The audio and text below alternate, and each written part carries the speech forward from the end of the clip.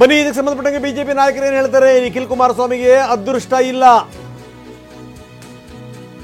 ಬೆಂಗಳೂರಿನಲ್ಲಿ ವಿಪಕ್ಷ ನಾಯಕ ಅಶೋಕ್ ಹೇಳಿದ್ದಾರೆ,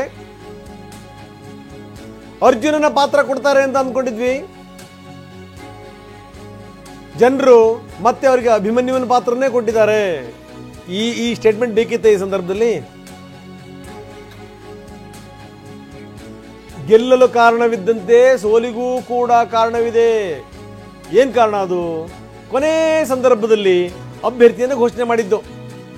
ಇದು ನಿಖಿಲ್ ಕುಮಾರಸ್ವಾಮಿಗೆ ಮೈನಸ್ ಆಯಿತು. ಯಾರು ಹೇಳಿದ್ರು ಅಂದ್ರೆ ಇದೆಲ್ಲವನ್ನೂ ಕೂಡ ಅಶೋಕ್ JDS ಕಡೆ ತಿರುಗಿಸುವಂತ ಪ್ರಯತ್ನವನ್ನು ಮಾಡ್ತಾ ಇದ್ದಾರೆ, ನೋ ಡೌಟ್. ನಿಖಿಲ್ ಕುಮಾರಸ್ವಾಮಿಗೆ ಅದೃಷ್ಟ ಇಲ್ಲ ಅಂತ ಕಾಣಿಸ್ತತೆ.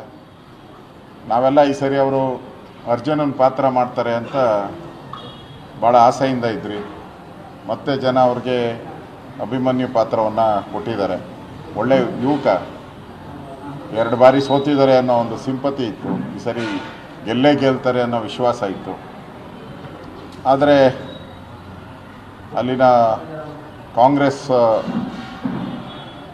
ಅಧಿಕಾರದಲ್ಲಿರುವಂಥ ಕಾಂಗ್ರೆಸ್ ಈ 3 ಚುನಾವಣೆಗಳಲ್ಲಿ ಹಣದ ಹೊಳೆ ಹರಿಸಿದ್ದಾರೆ.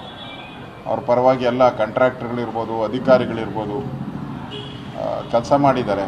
ಅವ್ರಿಗೂ ಭಯ, ಎಲ್ಲಿ ರೂಲಿಂಗ್ ಪಾರ್ಟಿ ಇದೆ, ನಮಗೆಲ್ಲಿ ಕೆಲಸ ಕಾರ್ಯಕ್ಕೆ ತೊಂದರೆ ಆಗ್ತದೆ, ಅಭಿವೃದ್ಧಿ ಕಾರ್ಯಕ್ಕೆ ತೊಂದರೆ ಆಗ್ತದೆ ಅಂತ ಕೂಡ ಜನನು ಕೂಡ ಆ ಥರ ವೋಟ್ ಮಾಡಿದ್ದಾರೆ ಅಂತ ಅನಿಸುತ್ತೆ. ಇದು ಅಶೋಕ್ ಅವರ ಮಾತು.